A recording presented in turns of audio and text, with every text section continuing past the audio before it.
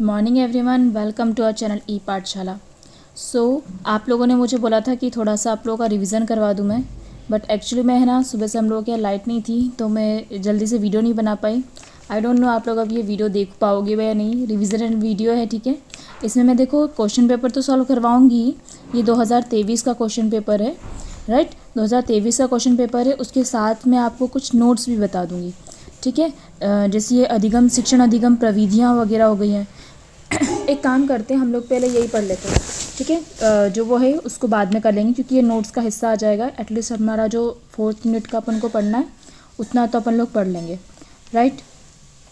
सबसे पहले आती है शिक्षण अधिगम प्रविधियाँ, ठीक है। अगर शिक्षण अधिगम प्रविधि आता है, राइट, तो आपको उसको कैसे याद करना है, मैं उसका एक नेमोनिक आप लोगों को बता देती हूँ। ओके, सो इसको हमको याद करना है टीवी सा बीपी। कैसे याद करना है? टीवी सा बीपी, राइट। किसको याद करना है? अधिगम प्रविधियाँ, ठीक है। शिक्षण विधियाँ अलग होती है, अधिगम प्रविधियाँ अलग होती है। अधिगम मतलब भैया आप उनको किन विधियों से सिखा सकते हो, राइट। तो अधिगम कैसे याद करोगे? टीवी सा बीपी, टीवी सा बीपी।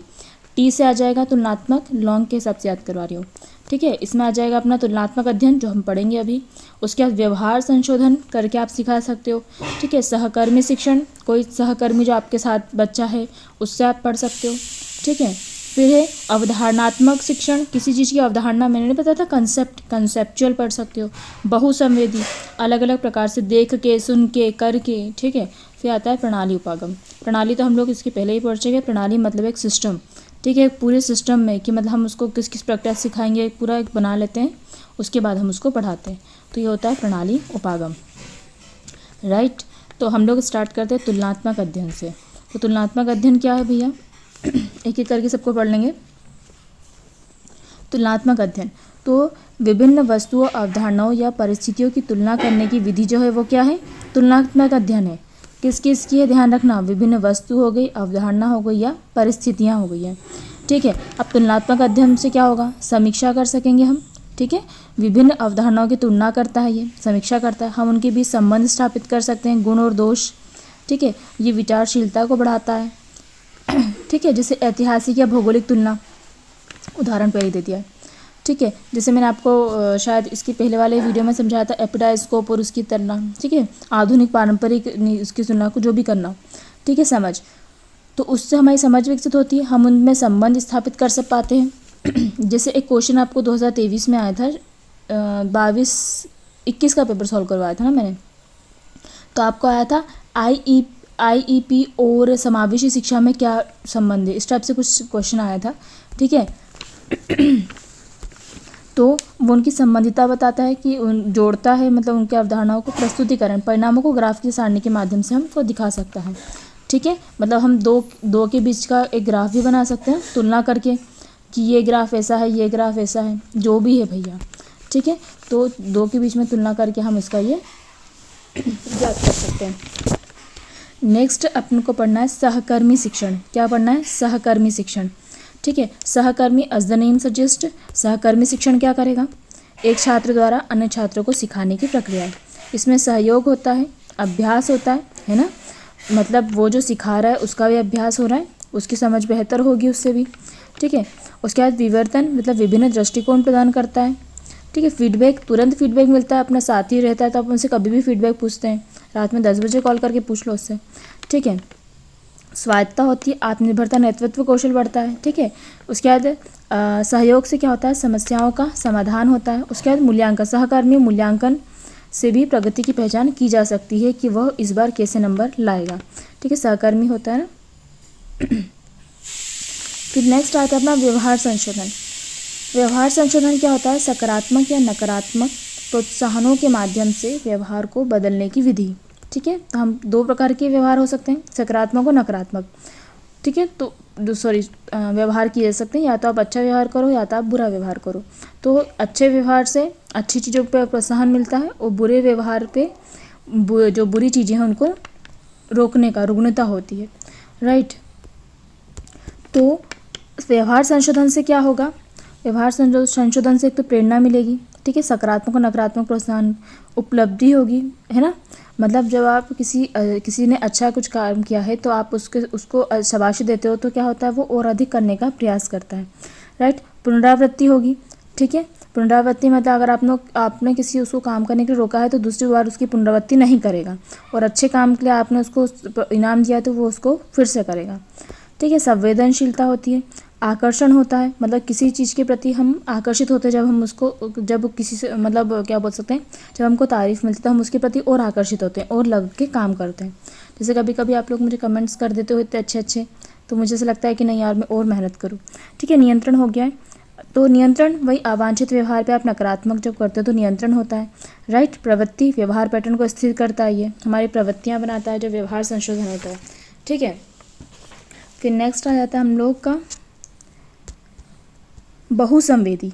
क्या आता है, बहुसंवेदी। So as the name suggest, बहु that is multi and sensory उपागम, ठीक है। तो एक ही समय पर विभिन्न संवेदी अनुभवों का उपयोग करने की विधि है।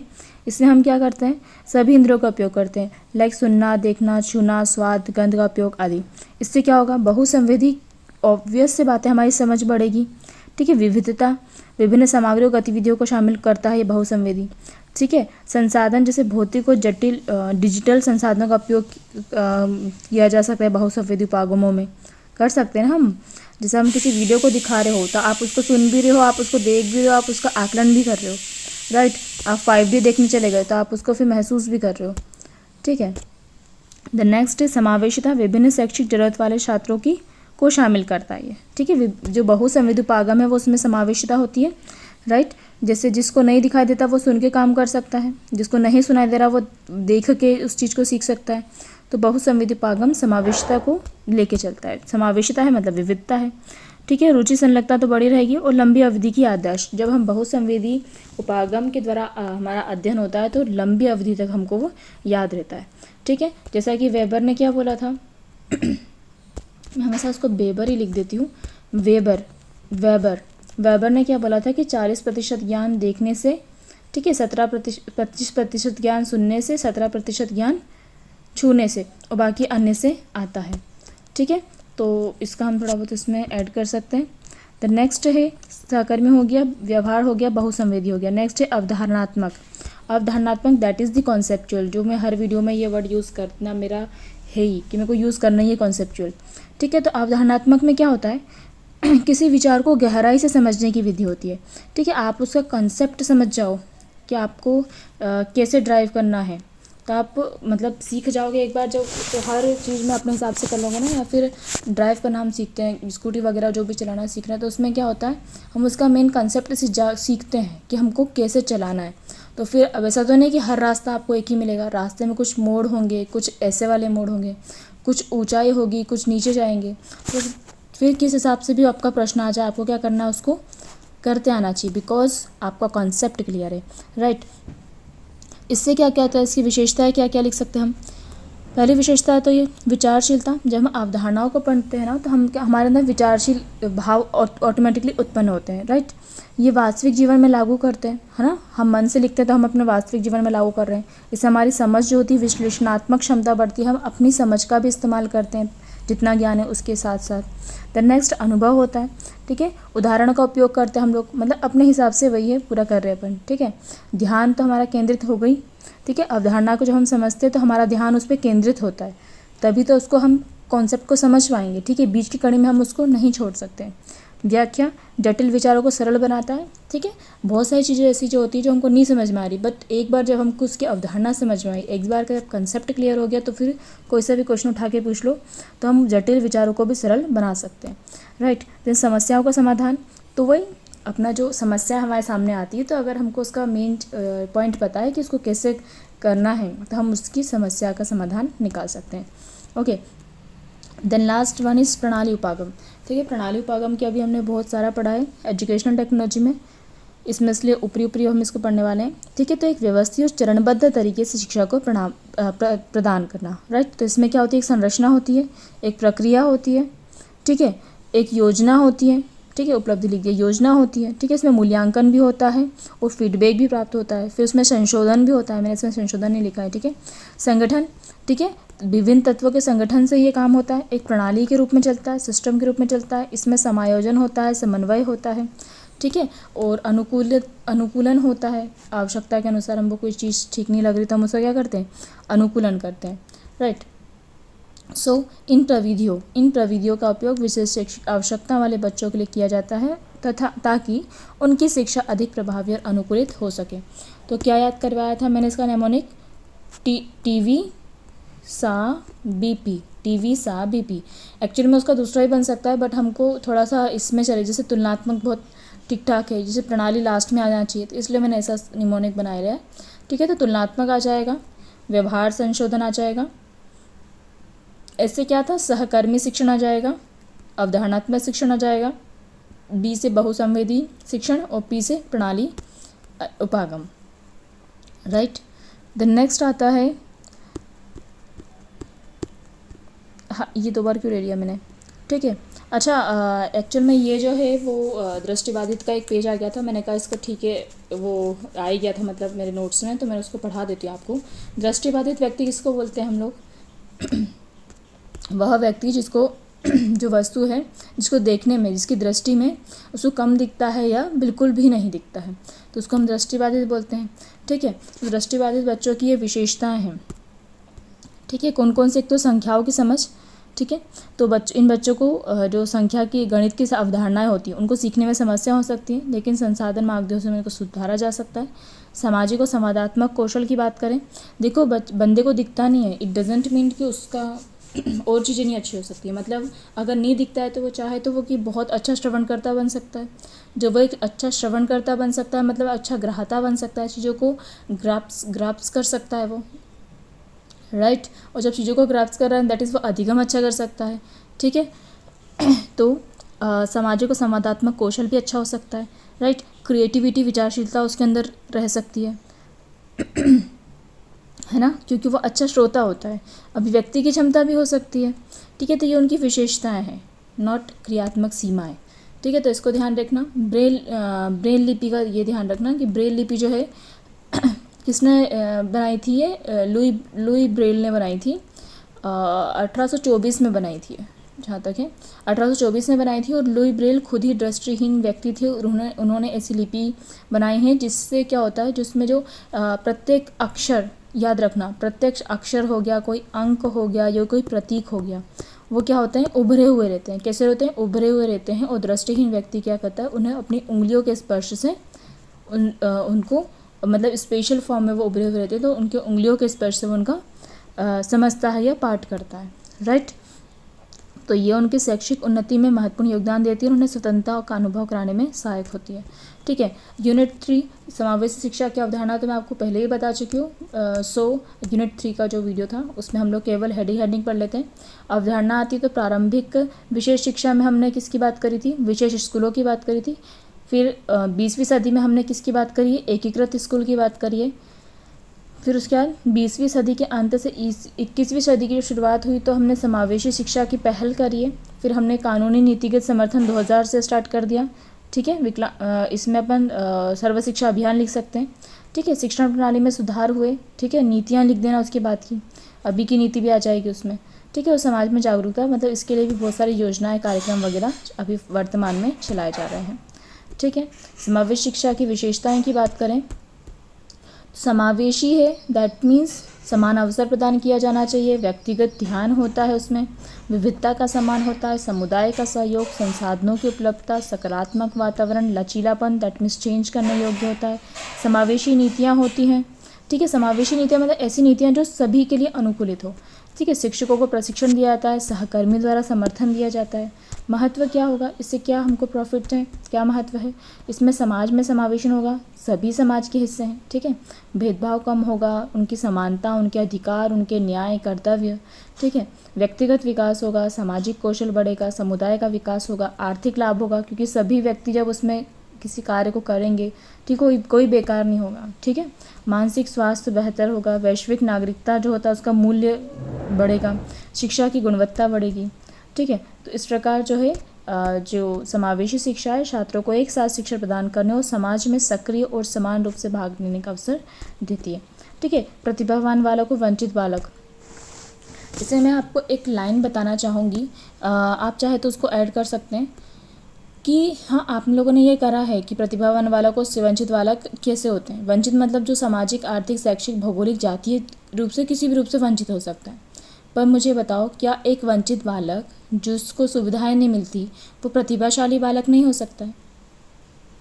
क्यों हो सकता है ना। अगर वो अपनी इस मतलब ऐसा तो है नहीं कि उसको ये प्राकृतिक रूप से मिला हुआ है ना, मतलब प्रकृति उसने उसको जो है प्राकृतिक रूप से तो वो सामान्य बालक है ना, उनकी मानसिक स्थिति और शारीरिक स्थिति तो ठीक ठाक है, तो वो चाहे तो अपनी क्षमता को उपयोग कर सकता है ना। मतलब अगर उसको ज्ञान हो, मतलब उसकी जो योजनाएं वगैरह चल रही है वगैरह वगैरह जो भी है, सरकार जितना कर रही है, तो वंचित बालक तो है, तो वंचित बालक जो है सरकार की योजनाओं का अगर पूर्णतः लाभ उठाता है तो वो प्रतिभाशाली बालक हो सकता है ना। तो इस पर थोड़ा सा विचार कर लेना आप लोग, अगर आपको ऐसा कुछ कंटेंट लिखना हो तो। ठीक है, अब फिर है विशिष्ट, एकीकृत और समावेशी शिक्षा में मुख्य अंतर क्या है। इसका भी मैं खैर आप लोगों को बता चुकी हूँ, तो सिंपल सा इसको समझा देती हूँ। तो विशिष्ट शिक्षा जो होती है वो विशिष्ट, इसमें क्या होता है, इसका विशिष्ट उद्देश्य होता है, इसमें विशिष्ट स्कूलें होती हैं, इसमें विशिष्ट पाठ्यक्रम होता है। जैसे ब्रेल लिपि की बात करें तो ब्रेल लिपि मतलब दृष्टिहीनों को पढ़ाने के लिए इनका मेन जो स्कूल, दृष्टिहीन स्कूल अलग होते हैं। ठीक है, इनका पाठ्यक्रम अलग होता है, इनके संसाधन अलग होते हैं। ठीक है, शिक्षण क्रियाएं अलग होती है, इनका समर्थन स्तर अलग होता है, और उदाहरण के लिए ब्रेल और ये लिख लिया बना। ठीक है, और वहीं हम एकीकृत की बात करें तो एकीकृत में हम इन बालकों को उन सामान्य बालकों के साथ पढ़ाया जाता है। इसमें इतना अनुकूलन नहीं होता है, केवल समर्थन सेवाएं, कुछ समर्थन सेवाएं दी जाती है। जबकि समावेशी में हम उन सभी को साथ में पढ़ाते हैं, कितने भी बच्चे हो सकते हैं, इसमें उन बच्चों की संख्या कम होती है। एकीकृत में इसमें कि वे लोग कितने भी हो सकते हैं, उनको समर्थन सेवाओं के साथ साथ उनको जो बोल सकते हैं आवश्यक संसाधन उपकरण जो होते हैं वो भी यहाँ पे अपन को समावेशी शिक्षा में उपलब्ध कराए जाते हैं। इसके साथ साथ यहाँ पे अनुकूलित जो मूल्यांकन हो गया उसका अनुकूलन किया जाता है, पाठ्यचर्या का अनुकूलन किया जाता है, शिक्षण विधियों का अनुकूलन किया जाता है। अनुकूलन मीन्स होता है आपको उस व्यक्ति के हिसाब से अडेप्ट करना। जैसे साइंस की लैंग्वेज में आपको बोलूँ एडेप्टेशन या अनुकूलन क्या होता है।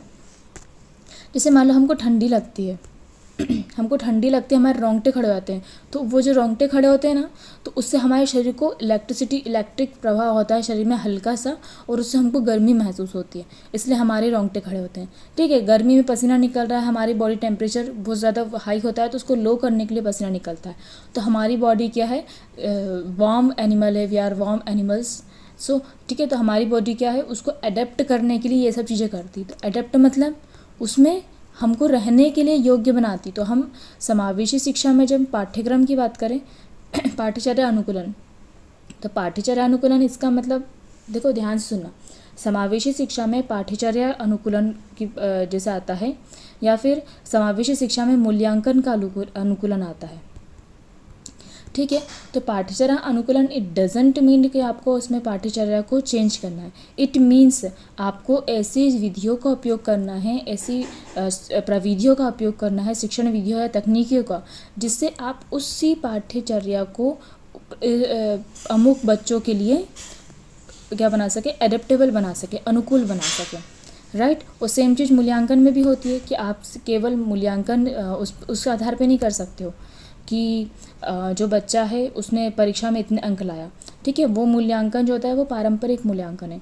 मूल्यांकन का जो हम बोल सकते हैं मूल्यांकन में एक आप लोग को है ना सिलेबस में, जब मैं उसकी टर्मिनोलॉजी आप लोगों को समझा देती हूँ, थोड़ा सा आप लोगों को काम आ जाएगा वो। हाँ, मूल्यांकन प्रक्रियाओं में अनुकूलन, ये आपके लास्ट यूनिट में था। ठीक है, मूल्यांकन प्रक्रियाओं में अनुकूलन, तो अनुकूलन कैसे हो सकता है मूल्यांकन प्रक्रिया में, मैं आपको बताती हूँ कुछ चीज़ें। देखो, आप पारंपरिक मूल्यांकन तो करो, इसके साथ ही आप मतलब क्या बोल सकते हैं संसाधनों को उसको देके, जैसे जो उपकरण होते हैं उसको देके, जैसे अगर बच्चा दृष्टिबाधित है, वो नहीं देख पा रहा है, तो उसको ऑडियो पेपर उपलब्ध कराओ ताकि वे उत्तर मौखिक रूप से दे सकें। ठीक है, उसके लिए आप तकनीकी का उपयोग कर सकते हो, जैसे जो स्पीच टू टेक्स्ट लिखता है, जैसे अगर लिखित एग्ज़ाम है तो उसको ऑडियो रूप से सुनेगा वो क्वेश्चन क्या है, उसके बाद वो स्पीच करेगा तो वो ऑटोमेटिकली कंप्यूटर पे लिखाएगा। Speech to text. तो इस प्रकार की तकनीकों का उपकरण करके आप उनका मूल्यांकन कर सकते हो। ठीक है, तो इस प्रकार की बहुत सारी समर्थन सेवाओं को देके जब आप मूल्यांकन में बहुदृष्टिकोण विधि से, इसका मतलब मेन मोटो ये होता है मूल्यांकन अनुकूलन का कि प्रत्येक बच्चे को न्याय मिले। ठीक है, वो इस कारण पीछे नहीं रह जाए या इस कारण उसका मूल्यांकन अवरुद्ध नहीं हो कि वो बच्चा दृष्टिहीन है या वो बच्चा क्या बोल सकते हैं सुन नहीं सकता है। ठीक है, तो इसलिए ये उसके आड़े में नहीं आना चाहिए। जो प्राकृतिक रूप से उसकी है वो उसको खुद को एक्सेप्ट करना चाहिए। इसलिए तो वो मतलब खुद को ठीक मतलब सामान्य बालकों के साथ सा महसूस कर सकता है। ठीक है, वो खुद को कम से कम असामान्य तो महसूस नहीं करेगा। और ये बहुत अच्छी अभी पहल जो मुझे मतलब पहले इन लोगों को विकलांग बोला जाता था, बट अब इन लोगों को विशेष बोला जाता है। विशेष बच्चे, इनके लिए विशेष स्कूलें होती है। तो ये बहुत अच्छी पहल है। ठीक है, समावेशी शिक्षा में पाठ्यक्रम अनुकूलन विधि, अच्छा ये मैंने इसमें ऐड किया था, बहुत अच्छी बात है। ठीक है, तो आकलन विधि तो मैंने आपको समझा दी है। आकलन किस किस उसमें कर सकते हैं हम लोग, ये देख लो। इसमें मैंने क्या लिखा है, हाँ ये तो समावेशी शिक्षा में आकलन का अर्थ लिखा है। आकलन का अर्थ क्या होता है ये एक बार देख लो। ठीक है, समावेशी शिक्षा में आकलन का उद्देश्य सभी छात्रों शैक्षिक, सामाजिक, व्यवहारिक प्रगति का मूल्यांकन करना होता है। विशेषकर छात्रों की शैक्षिक आवश्यकताएं होती है। ठीक है, यह आकलन छात्रों को आवश्यकताओं को समझने, उनकी प्रगति की निगरानी और शिक्षण रणनीतियों को अनुकूलित करने में मदद करता है। इसको थोड़ा सा आप मॉडिफाई कर लीजिएगा कि उसमें जब हम समावेशी शिक्षा में आकलन करते हैं तो उसमें केवल शैक्षिक आवश्यकताओं में हम मूल्यांकन का अनुकूलन करते हैं। ठीक है, जिसमें व्यवहार मूल्यांकन भी शामिल होता है, जिन्होंने लिखा है जैसे आप शैक्षिक मूल्यांकन करोगे, आप सामाजिक मूल्यांकन करोगे। ठीक है, जैसे जो सामाजिक इंटरेक्शन होते हैं, जो सामूहिक गतिविधियाँ होती हैं उसमें उसका क्या मूल्यांकन है। ठीक है, आप व्यवहारिक कौशल का मूल्यांकन करेंगे, आप संचार कौशल का मूल्यांकन करेंगे। ठीक है, आप उन क्षेत्रों का मूल्यांकन करेंगे जहाँ पे बंदे को समस्या आ रही है। ठीक है, तो यह मूल्यांकन, आप उसकी भावनाओं का मूल्यांकन करोगे कि उसमें कैसी भावनाएं हैं, वो खुद को क्या मतलब उसमें खुद को कम समझता है या फिर उसमें ज़्यादा एटीट्यूड है। ठीक है, उसमें आत्मसम्मान की कमी तो नहीं है। ठीक है, उसमें मानसिक स्वास्थ्य कैसा है, तो ये भावनात्मक रूप से मूल्यांकन हो सकता है। राइट, तो ऐसे आप उनके मूल्यांकन कर सकते हो। समावेशी शिक्षा में आकलन का क्या महत्व है। अच्छा, आप अगर किसी चीज़ का आकलन कर रहे हो, किसी चीज़ का आप आकलन कर रहे हो, ठीक है, मतलब किसी चीज़ को देख रहे हो, जैसे मान लो हमको ड्रेस भी लेना है कोई ड्रेस लेना है। ठीक है, तो अपन दो में से किसी एक का चुनाव करते हैं। हम लोग क्या करते हैं, आकलन करते हैं कि उसमें से बेटर कौन सा है वो चुनते हैं। ठीक है, तो ऐसी शिक्षा में होता है, जब हम बेटर ऑप्शन चुनते हैं तो क्या होगा, शिक्षण विधियों का सुधार होगा, प्रगति होगी, समान अवसर होंगे, व्यक्तिगत आवश्यकताओं की पहचान होगी। ठीक है, संवर्धन प्रेरणा होगी, न्याय होगा। ठीक है, समावेशिता होगी। आकलन के तरीके, आप कैसे आकलन कर सकते हो समावेशी बच्चे का, यहाँ पे आप ध्यान रखना। आप बच्चे का आकलन कर सकते हो IEP प्लान द्वारा। ठीक है, IEP प्लान में इसके पहले भी बहुत बार समझा चुकी हूँ। ठीक है, कि इसमें सबसे पहले बच्चे की वर्तमान जो है, ठीक है, मैंने उसको कैसे याद किया था, शायद करवाया था, वर्तमान लक्ष्य और क्या कराया था मैंने, वर्तमान लक्ष्य, शिक्षण प्रगति, ऐसे करके कुछ करवाया था ना। ठीक है, तो सबसे पहले हम उसके वर्तमान जो स्थिति है वो देखते हैं, फिर हम लक्ष्य निर्धारित करते हैं। ठीक है, फिर हम शिक्षण विधियों का चयन करते हैं, हम शिक्षण संसाधनों समर्थनों का चयन करते हैं, फिर हम उसका मूल्यांकन करते हैं। ठीक है, कि उसमें किस चीज़ कितनी प्रगति हुई है जो हमने इसका यूज़ किया है। ठीक है, सतत मूल्यांकन कर सकते हैं आप, CCE बोलते हैं जिसको। ठीक है, ये क्लास में भी हो सकता है, मतलब एक चैप्टर ख़त्म हुआ फिर आपने टेस्ट लिया, ये सतत मूल्यांकन होता है कि बच्चे को वो कितना समझ में आया है। ठीक है, बहु प्रकारीय मूल्यांकन हो सकता है। ठीक है, लिखित परीक्षा, मौखिक परीक्षा, प्रोजेक्ट अवलोकन, इसमें तो आप इस टाइप से भी लिख सकते हो। जो मूल्यांकन हो सकता है वो बच्चे का क्या लिखवाया था हमने, परिमाणात्मक मूल्यांकन हो सकता है। दो टाइप से होता है, परिमाणात्मक और एक होता है गुणात्मक। परिमाणात्मक को मैंने आपको याद किया था LMP, मतलब लिखित हो सकता है, मल्टीपल हो सकता है, प्रयोगात्मक हो सकता है, और गुणात्मक में ये सब आ जाएंगे। जैसे बहु प्रकारीय आकलन हो गया, सतत, ये नहीं आएगा। ठीक है, सहकर्मी मूल्यांकन हो गया, स्व मूल्यांकन हो गया, जिसमें हम उनके गुण को देख रहे हैं। ठीक है, हम नाप नहीं सकते सहकर्मी से, ये नहीं बोल सकते कि तू बता इसका व्यवहार कितने अंक का है, तो वो नहीं बता सकता ना। ठीक है, तो ये गुणों को देखता है, दैट इज़ क्वालिटी को देखता है। राइट, शिक्षक अवलोकन, पोर्टफोलियो हो गया आएगा। आकलन में चुनौतियाँ क्या क्या आ सकती है, ये देखिए ये मैं 3rd यूनिट में पढ़ा चुकी हूँ, फटाफट वो पढ़ लेते हैं। आकलन में क्या बाधा आएंगी, संसाधनों की कमी हो सकती है, शिक्षक का अपर्याप्त प्रशिक्षण हो सकता है, समय की कमी हो सकती है, सांस्कृतिक भिन्नताएं, अलग अलग ज़रूरतों का मूल्यांकन करने में प्रॉब्लम हो सकती है, प्रौद्योगिकी की कमी हो सकती है, आकलन के मानक कम हो सकते हैं, मूल्यांकन परिणाम की गलत व्याख्या हो सकती है, परिवार समुदाय की भागीदारी कम हो सकती है, या आकलन जो होता है वो निरंतर नहीं किया जाता है। समावेशी शिक्षा में निर्देशन आप कैसे दे सकते हो, ठीक है, एक बार पढ़ लेते हैं इसको भी। तो पाठ्यक्रम का समायोजन करके, ये मैंने 3rd यूनिट में पढ़ाया है ना, ठीक है। पाठ्यक्रम का समायोजन करके शिक्षण विधियों को मत पढ़ो, एक काम करो, इसको 3rd यूनिट में पढ़ा है ना आप लोगों ने। सामुदायिक सहभागिता भी अपन ने पढ़ा है, परिवार की भूमिका भी पढ़ा है, ठीक है। उसके बाद हम लोग आ जाते हैं जो मैंने आपको नहीं बताया, विशिष्ट सेवाओं की आवश्यकता, सहयोगात्मक सेवाएं जिनको बोलते हैं।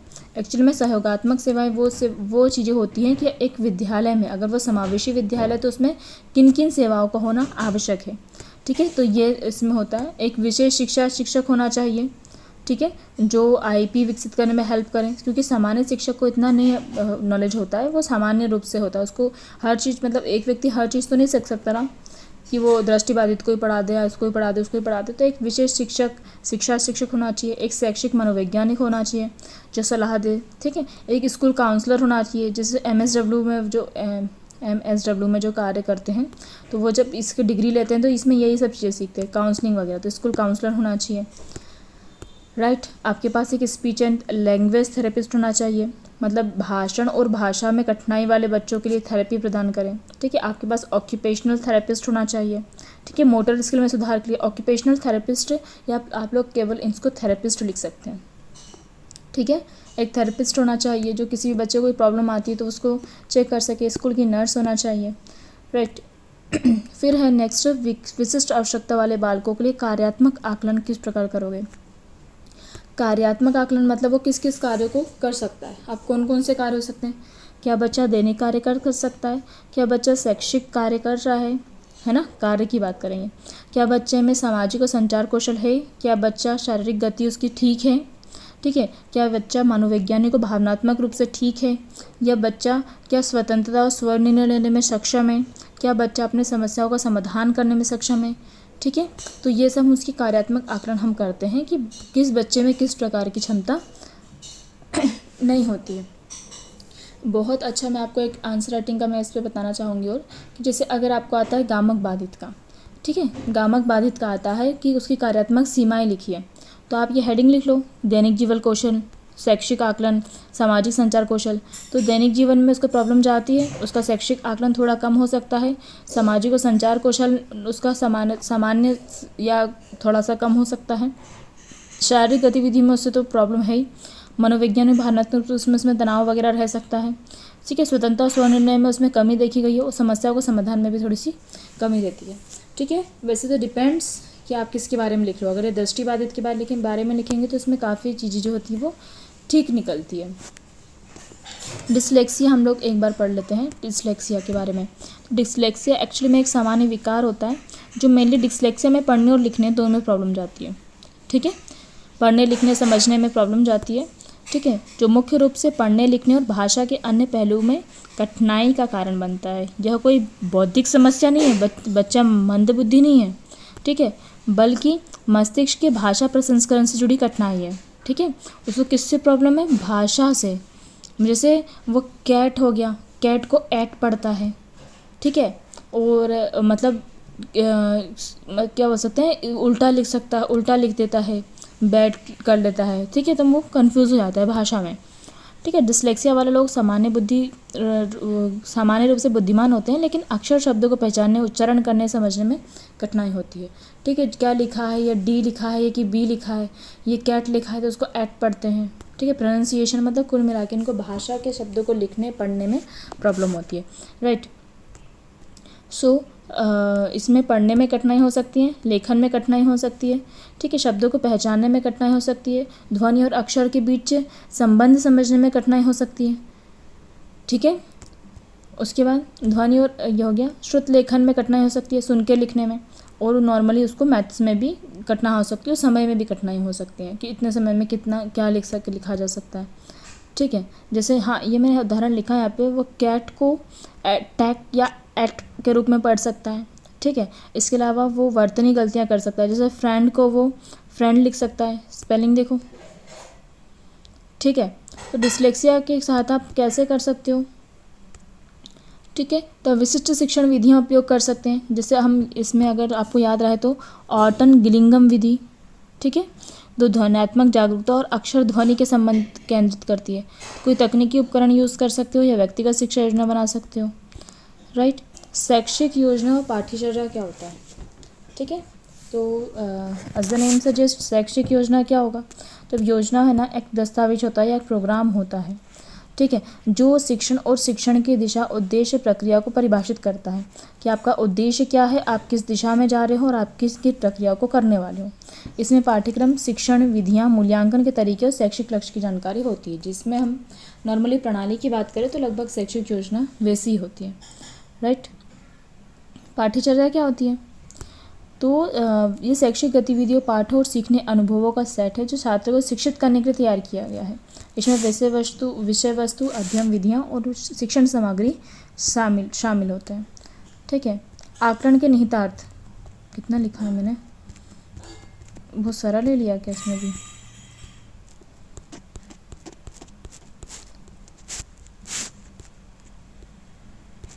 ठीक है, तो मेरे हिसाब से तो इतना ही ठीक है, इतना और नहीं पढ़ते हम लोग, बिकॉज बहुत ज़्यादा फिर हो जाएगा, वीडियो लॉन्ग हो जाता है। 30 आधे घंटे का तो ऑलरेडी हो चुका है। देख लेते हैं आए क्या है। तो शैक्षिक योजना में पाठ्यचर्या आकलन के निहितार्थ, क्वेश्चन को समझो, पाठ्यचर्या का आकलन करने के निहितार्थ क्या उपयोग हो सकते हैं। ठीक है, जब पाठ्यचर्या का आकलन करते तो उसको क्या निहितार्थ हो सकते हैं। ठीक है, तो लक्ष्य की उपलब्धि का मूल्यांकन किया जा सकता है। ठीक है, वह निर्धारित करने में मदद करता है कि शैक्षिक योजना या पाठ्यचर्या निर्धारित लक्ष्य को पूरी कर रही है कि नहीं। हमने एक चीज़ को देखी है, बुक को देखिए, मान लो एक बुक है। ठीक है, एक बुक का हम बोल रहे हैं क्या ये बुक 5th क्लास के बच्चों के लिए सही रहेगी, सभी प्रकार के बच्चों के लिए, तो हम उसका आकलन करेंगे। पहला आकलन करेंगे कि क्या वो लक्ष्य की उपलब्धि या मूल्यांकन में कर सकती है। ठीक है, क्या उसकी शिक्षण विधियाँ प्रभावशाली हैं, क्या वह छात्र की प्रगति को ट्रैक करने में सक्षम है, क्या उसमें उपयुक्त संसाधन सामग्री है, क्या उसमें समर्थन सहायता की पहचान की गई है, क्या वो सुधार के लिए सुझाव दे रही है। ठीक है, और शिक्षण और मूल्यांकन में क्या समन्वय दिख रहा है। ठीक है, तो उस प्रकार हम कर सकते हैं। समावेशी विद्यालय में पाठ्यचर्या कैसी होना चाहिए, कैसी होना चाहिए, मन से लिख सकते हो। वैसे अभी तक तो हम तो इतना पढ़ चुके हैं, एक एक चीज़ ही यूज़ हो रही है। इसे सभी के लिए उपयुक्त होना चाहिए, लचीली होना चाहिए, सभी शिक्षण विधियाँ होना चाहिए, सभी छात्रों की भागीदारी हो, ऐसा होना चाहिए। ऐसी एक्टिविटीज़ होना चाहिए जिसमें दृष्टिबाधित भी हो, गामक बाधित भी हो, ठीक है, अस्थि बाधित भी हो। ठीक है, सभी की आवश्यकताओं का समर्थन करना चाहिए, समान अवसर होना चाहिए। ठीक है, तो ये आ जाएगा। समावेशी विद्यालय में अनुकूलन क्या होता है, अनुकूलन मैं आपको अभी बता चुकी हूँ ना, संशोधित करना, उसको अडेप्ट करवाना। ठीक है, उसके बाद ये बहुत ज़रूरी चीज़ मैं आपको बताना चाहूँगी। ठीक है, समावेशी विद्यालय में अनुकूलन के उपकरण क्या हो सकते हैं। समावेशी विद्यालय में अनुकूलन के उपकरण, ठीक है, ब्रेल किताबें आपके पास होना चाहिए दृष्टिहीन छात्रों के लिए, सुनने के यंत्र आपके पास होना चाहिए, हियरिंग एड, FM सिस्टम हो सकते हैं, विजुअल सपोर्ट्स होना चाहिए लाइक चित्र, ग्राफिक्स एंड चार्ट्स। ठीक है, ऑडियो बुक्स होना चाहिए जो कि हम सुन सकते हैं। ठीक है, डिजिटल सॉफ्टवेयर टूल्स हो सकते हैं लाइक स्पीच टू टेक्स्ट और टेक्स्ट टू स्पीच टाइप का। ठीक है, एडजस्टेबल फर्नीचर्स होना चाहिए। ठीक है, शारीरिक ज़रूरतों के हिसाब से वो थोड़ा सा उसका समायोजन कर सकें। आपका विशेष कक्षा उपकरण होना चाहिए जिसमें आप अलग अलग उपकरण रख सको। ठीक है, एक ही कक्षा में सब नहीं रख सकते ना, जिसमें थेरेपी बॉल्स हो सकती हैं, फिजिकल एक्टिविटी स्टेशंस हो सकते हैं। ठीक है, शांति कोने जो मोटर और भावनात्मक नियंत्रण में सहायता करते हो। कितना भयंकर लिखा है। ठीक है, इसमें बस विशेष कक्षा उपकरण जिसमें जो आवश्यक बच्चे हैं उनसे संबंधित उपकरणों को रखा जा सकता है, उनको कोई दिक्कत ना आ जाए। सहायक सामग्री हो सकती है। ठीक है, ऑनलाइन लर्निंग प्लेटफॉर्म्स होना चाहिए आपके पास।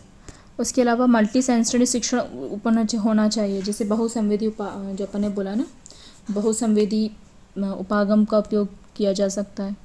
ठीक है, शिक्षण विधियाँ अलग होती हैं। ठीक है, शिक्षण विधियाँ अलग होती हैं, शिक्षण प्रविधियाँ अलग होती हैं, ये ध्यान रखना। शिक्षण प्रविधियाँ जो होती है मेनली अधिगम के लिए यूज़ होती है, शिक्षण विधियाँ जब पढ़ाते समय यूज़ होती हैं। किस किस विधियों से आप पढ़ा सकते हो? समूह में पढ़ा सकते हो। ठीक है, सहकर्मी जो भी था। मूल्यांकन तो हमने देख लिया कैसे करोगे। ठीक है, पाठचर्या मूल्यांकन भी हो गया है अपना। उसके बाद आईपी की प्रमुख विशेषता। आईपी क्या है एक बार पढ़ लेते हैं। आईपी एक दस्तावेज विशेष शैक्षिक आवश्यकताओं वाले बच्चों के लिए तैयार किया जाता है। इसका उद्देश्य बच्चों को उनकी विशेष ज़रूरत और विशेष ज़रूरत के अनुसार प्रदान करना था। आईपी एक कानूनी दस्तावेज है विशेष शिक्षा की योजना प्रबंधन मूल्यांकन की प्रक्रिया को निर्देशित करता है। आईपी एक है ना दस्तावेज है। ठीक है, उसमें बच्चे की पूरी चीज़ लिखी रहती है कि उसको किस चीज़ की आवश्यकता है, वो किस चीज़ में बेहतर है, उसको किन किन चीज़ों से पढ़ाया जा सकता है, उसकी रुचि कहाँ में है। ठीक है, तो एक बच्चे का पूरा वो चिट्ठा है। ठीक है, तो ये हो जाएगा हमारा। और हमको पेपर भी सॉल्व करना था। 35 मिनट हो गए हैं लेकिन, तो वैसे तो 2023 का पेपर और 2021 का पेपर मैंने देखा काफ़ी कुछ सेम था, बट पेपर थोड़े से डिफरेंट आ रहे हैं इस बार। मतलब इतना इजी नहीं आ रहा है, कंसेप्चुअली आ रहा है। ठीक है, तो पूरा तो शायद मैं इस बार कवर नहीं करवा पाई हूँ, बट जितना हुआ है उतना तो हमने किया है। एक बार क्वेश्चन पेपर देख लेते हैं।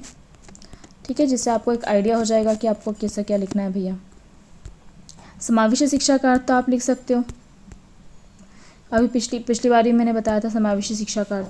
ठीक है, मतलब इसमें वही कि हर बच्चे की जो प्रकृति अलग होती है, वह अपनी विशिष्ट आवश्यकता के कारण उसका विकास अवरुद्ध होता है। इस प्रकार की हम लोग पढ़ चुके हैं। ठीक है, फिर है वंचित बालकों की मुख्य मनोसामाजिक विशेषताएं। वंचित बालकों की नॉर्मली मनोसामाजिक विशेषताएं सबकी एक जैसी होती है ना। ठीक है, मतलब आत्मसम्मान में उसकी कमी होती है, वो सामाजिक उसका विकास नहीं हो पाता है, मतलब सामाजिक संप्रेषण नहीं हो पाता है, वो ढंग से निर्णय नहीं ले पाता है, तो उसकी मनोसामाजिक स्थितियाँ लिखते हैं। समावेशी विद्यालय में सहयोग सेवाओं की आवश्यकता। सहयोग सेवाएं जैसे भी अभी मैंने आपको बताया ना, समावेशी विद्यालय में उपकरण वगैरह होना चाहिए, व्हील चेयर्स। ओके वेट, ये सहयोग सेवाएं में ये नहीं आएगा, सहयोग सेवाएं में वो आएंगे। काउंसलर होना चाहिए। ठीक है, संसाधन टीचर्स हो सकते हैं, राइट। और उसके अलावा काउंसलर हो गए, थेरेपिस्ट हो गए, नर्स हो सकते हैं, डॉक्टर्स हो सकते हैं, शैक्षिक मनोवैज्ञानिक हो सकते हैं। यह सब सहयोग सेवाएं हैं, राइट। सपोर्ट सर्विस है।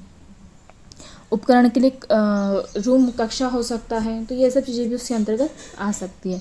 ठीक है, बट इन लोगों को भी लिखना है। फिर श्रवण बाधितों की 5 मनोवैज्ञानिक विशेषताएं पढ़ चुके हैं हम लोग सब। क्या लिखा है ये? व्यक्तिगत शैक्षिक कार्यक्रम क्या है? IEP। भारत में विशिष्ट आवश्यकता वाले बालकों की शिक्षा में प्रचलित सामान्य विचारधारा। तो ये ट्रेंड्स है, भारत में क्या चल रहा है।